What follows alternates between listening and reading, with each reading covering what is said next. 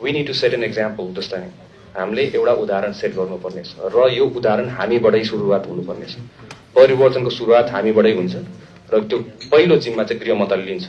अर्को के छ हाम्रो यसमा आर्थिक सर्भिस डेलिभरी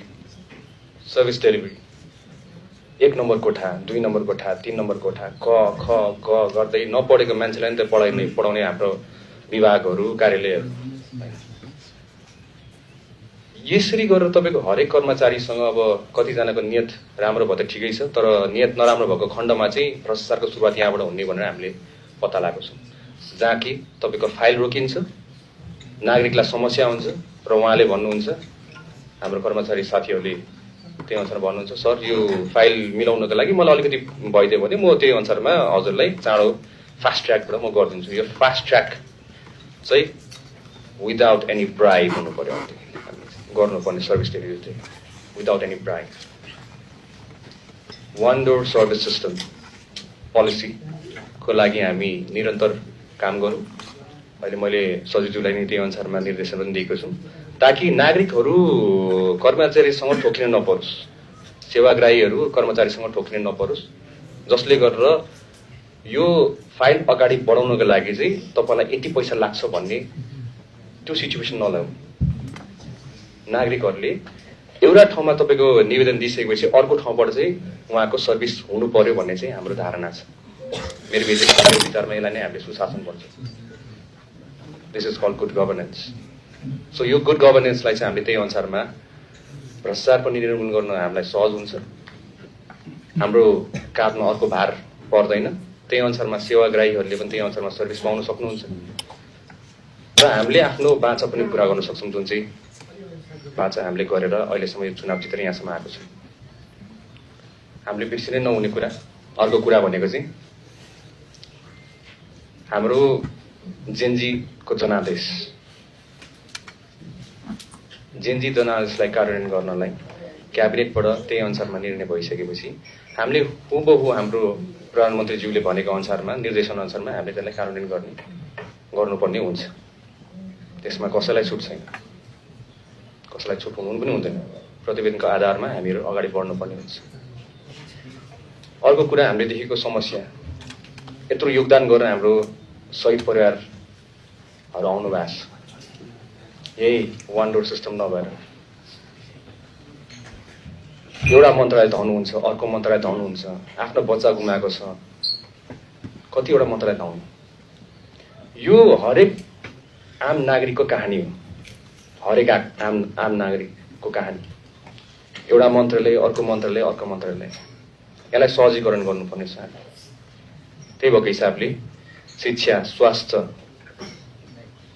हाम्रो अर्को के छ हाम्रो यसमा आर्थिक, सबै मन्त्रालयको तपाईँको एकजना प्रतिनिधिको एउटा चाहिँ विभाग बनाऊँ, जहाँ हाम्रो शहीद परिवार र घाइतेहरू एकै ठाउँमा आएर one door policy, one door service सिस्टममा आएर उहाँहरूले फर्स्टमा उहाँहरूलाई सजिलो होस्। उहाँहरूको योगदानले आज यो परिवर्तन देख्न पाएको हामीले, यसलाई हामीले बिर्सिनु हुँदैन। उहाँहरूलाई योभन्दा बेसी दुःख दिनु मिल्दैन हामीले। त्यही भएको हिसाबले हामीले शहीद परिवार, घाइते परिवारहरूलाई उहाँलाई शिक्षा चाहिन्छ भने त्यही अनुसारमा हाम्रो त्यहाँ शिक्षाको एकजना प्रतिनिधि हुनुहुन्छ त्यो विभागमा। उहाँलाई स्वास्थ्यमा समस्या छ भने त्यही अनुसारमा हुन्छ, आर्थिक पाटो छ भने त्यही अनुसारमा हुन्छ। सो एउटा ठाउँमा मात्र गयौँ भने उहाँलाई किन हरेक मन्त्रालय लिएर यत्रो 15-20 जनाको ग्रुपहरू उहाँहरू धाइराख्नु पर्ने त? कारण के? This is not called good governance. We need to set an example this time. हामीले एउटा उदाहरण सेट गर्नुपर्नेछ र यो उदाहरण हामीबाटै सुरुवात हुनुपर्नेछ। परिवर्तनको सुरुवात हामीबाटै हुन्छ र त्यो पहिलो जिम्मा चाहिँ गृह मन्त्रालयले लिन्छ। त्यही अनुसारमा हजुर सम्पूर्ण सचिवज्यूहरूलाई, सेक्युरिटी फोर्सेसहरूलाई त्यही अनुसारमा अगाडि बढ्नुहुँदा म हजुरहरूलाई सबैलाई हार्दिक अनुरोध गरेँ। अब हाम्रो धेरै जस्तो हजुरले देखिसक्नुभयो, मलाई विभिन्न आरोप लाग्ने गरेका छन्, त्यो तपाईँलाई थाहा छँदैछ।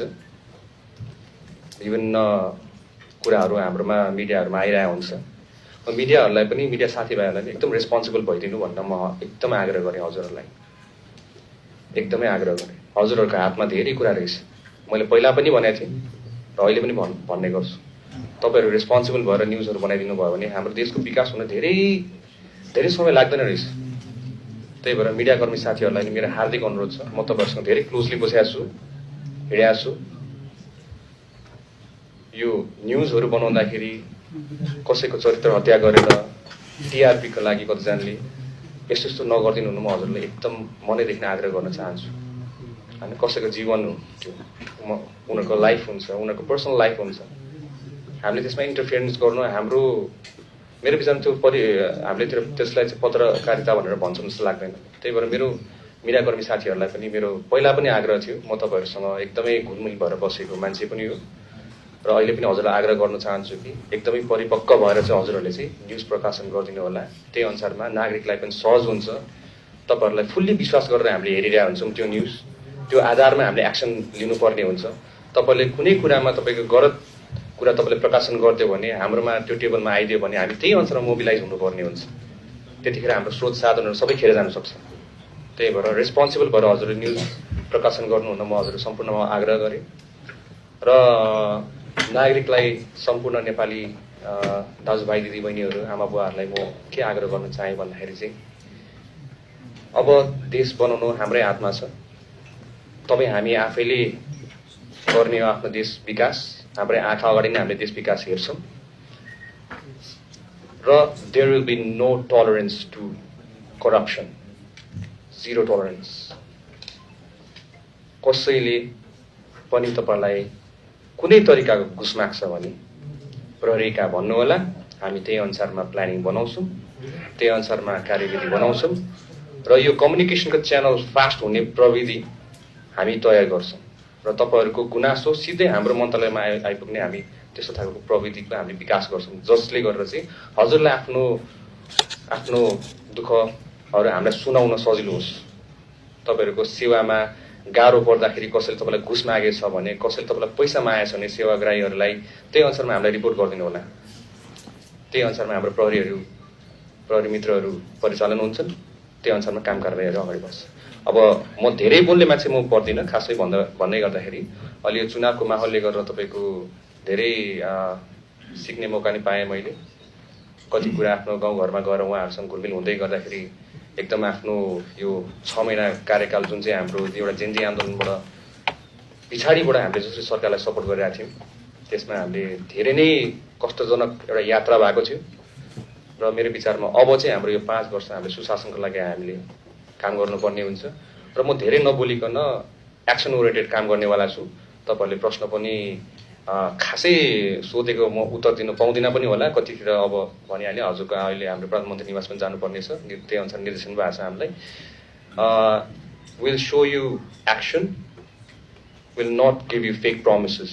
हामी तपाईँहरूलाई फेक प्रमिसेस दिन्नौँ, गर्नु सक्ने कुरामा हामी तपाईँहरूसँग अगाडि बढ्छौँ, तपाईँहरूलाई रिजल्ट देखाउँछौँ, भोलि हामी कमै बोल्छौँ हामी। थ्याङ्क यू सो मच, धेरै धेरै धन्यवाद।